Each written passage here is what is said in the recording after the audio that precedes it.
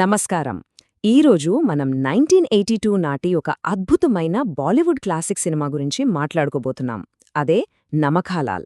ఇది కేవలం నవ్వించే సాధారణ సినిమా మాత్రమే కాదు, అత్యంత విపరీతమైన విధేయత మరియు ఎవరూ ఊహించని మోసాల చుట్టూ తిరిగే ఒక అద్భుతమైన ప్రయాణం. సరే, ఇంకా ఆలస్యం చేయకుండా నేరుగా ఈ కథలోని మూలాల్లోకి వెళ్ళిపోదాం.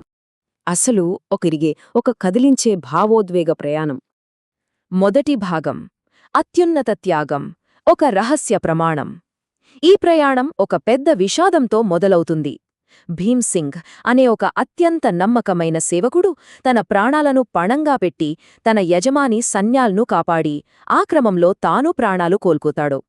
ఈ ఒక్క సంఘటన దశాబ్దాలపాటు సాగే ఎన్నో కష్టాలకు ఎలా దారితీస్తుందో మనం ముందుకు వెళ్లేకొద్దీ అర్థం చేసుకుంటాం. ఆ విషాదం తర్వాత భీమ్సింగ్ భార్య సావిత్రి తీసుకున్న నిర్ణయముందే, అది మామూలు నిర్ణయం కాదు.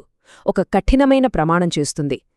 నా స్వంత కొడుకు అర్జున్ను త్యాగం చెయ్యాల్సి వచ్చినా సరే, నా యజమాని కొడుకుని నా కన్న కొడుకు కంటే ఎక్కువగా చూసుకుంటాను అని ఆమె మాటిస్తుంది.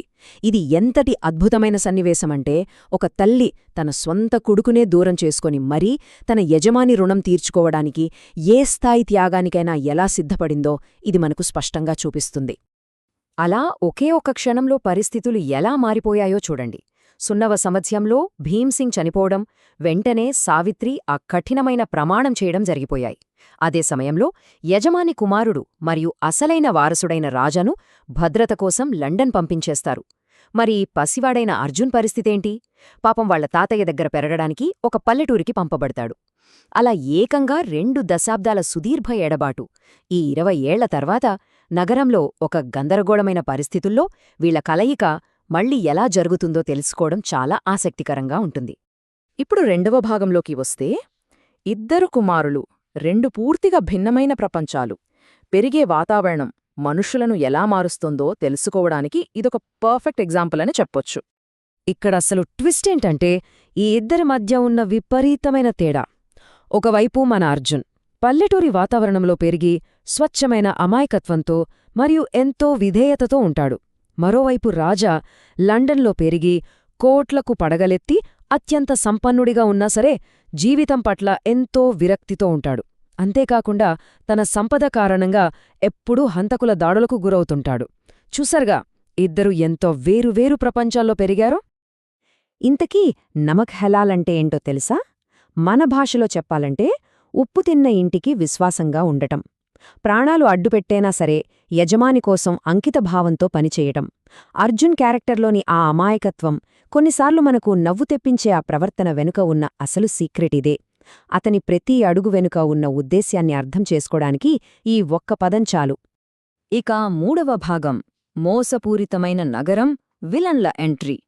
ప్రశాంతమైన పల్లెటూరి నుంచి నగరానికి వచ్చిన అర్జున్ పని వెతుక్కుంటూ తెలియకుండానే రాజాకి సంబంధించిన ఒక అతిపెద్ద కుట్రలో ఎలా ఇరుక్కుంటాడో ఇప్పుడు చూద్దాం. ఆ కుట్ర వెనక ఉండి నడిపిస్తున్నది ఎవరు? గిరిధర్ మరియు అతని కొడుకు రంజిత్.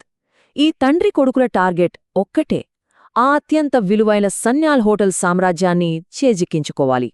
దానికోసం వారసుడైన రాజాని ఎలాగైనా అంతంచేసి అతని ఆస్తిని లాక్కోవాలి. అదే వాళ్ల ఏకైక లక్ష్యం. 4వ భాగం, చీకట్లో పొంచియున్న హంతకులు, ప్రాణాపాయం నుంచి తప్పించుకోవడం. అసలు రాజా ప్రాణాల చుట్టూ అల్లుకున్న ఉత్కంఠభరితమైన పరిస్థితులు ఎంత దారుణంగా ఉంటాయంటే, రాజాని చంపడానికి వాళ్లు వేసిన కుట్రలు చూస్తే నిజంగా ఒళ్ళు గగురు పొడుస్తుంది.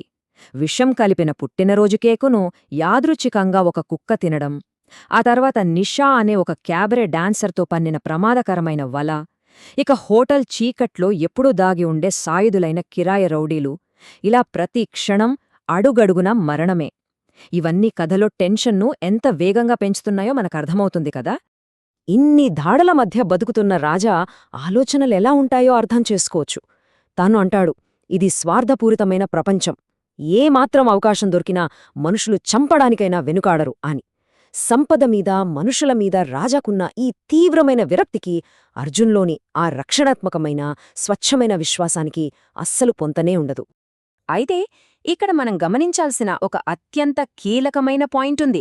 అదేంటంటే, అసలు ఏ వ్యక్తి కోసమైతే తన తల్లి దూరమైందో అదే వ్యక్తిని ఇప్పుడు అర్జున్ ప్రాణాలకు తెగించి మరీ కాపాడుతున్నాడు. కాని ఈ విషయం పాపం అర్జున్కి ఏమాత్రం తెలీదు. ఈ అద్భుతమైన నాటకీయతే కథను మరింత ఉత్కంఠగా ముందుకు నడిపిస్తోంది. ప్రేక్షకులను కూడా ఎమోషనల్గా కట్టిపడేస్తుంది. ఫైనల్గా మనం 5వ భాగానికి చేరుకున్నాం. నిజం బయటపడటం, అంతిమ పోరాటం. దశాబ్దాలుగా దాగి ఉన్న రహస్యాలు బయటకు వచ్చే సమయమిదే. ఇక్కడే అసలైన యుద్ధం మొదలవుతుంది. ఈ క్లైమాక్స్ ఎంత కన్ఫ్యూజింగ్గా, ఎంత ఉత్కంఠగా సాగుతుందంటే, మొదటి దశలో విలన్లు ఏకంగా సావిత్రిపైనే ఈ హత్యకుట్రల నేరాన్ని నెట్టేస్తారు. ఇక రెండో దశలో ఆస్తిపత్రాలపై రాజా చేత సంతకాలు చేయించడానికి గిలిధర్ ఏకంగా మొత్తం కుటుంబాన్ని కిడ్నాప్ చేస్తాడు. మరి దానికి అర్జున్ వేసిన కౌంటర్ ప్లాన్ ఏంటో తెలుసా? అదే మూడవ దశ. అర్జున్ తన తెలివితేటలతో నకిలీ బుల్లెట్లను వాడి రాజా చనిపోయినట్లు నాటకమాడి విలన్లకే మైండ్ బ్లాక్ అయ్యేలా చేస్తాడు. వాట్ అ బ్రిలియంట్ మూవ్ కదా! ఇక ఇదంతా అయిపోయాక చివరగా సావిత్రే తన కన్నతల్లి అని అర్జున్కి తెలిసినప్పుడు వచ్చే ఆ ఎమోషన్ ఉంటుంది చూడండి. నేను ఎంత అదృష్టవంతుడిని, నా తల్లి నాకు దొరికింది, నన్ను కొట్టింది, నాకామె ప్రేమ దొరికింది అని అర్జున్ అంటాడు. ఆ ఒక్క మాటతో దశాబ్దాల బాధ, ఆ ఎడబాటు అన్నీ కరిగిపోతాయి. నిజంగా కుటుంబ సంబంధాల్లోని ఆ లోతైన భావోద్వేగాలను హైలైట్ చేస్తూ ఈ కథకు ఒక అద్భుతమైన ముగింపు దొరుకుతుంది. ఇదంతా విన్నాక ఒక్కసారి ఆలోచించండి. పరిపూర్ణమైన విధేయత చూపించటానికి అంతటి పరిపూర్ణమైన త్యాగం చేయాల్సిందేనా?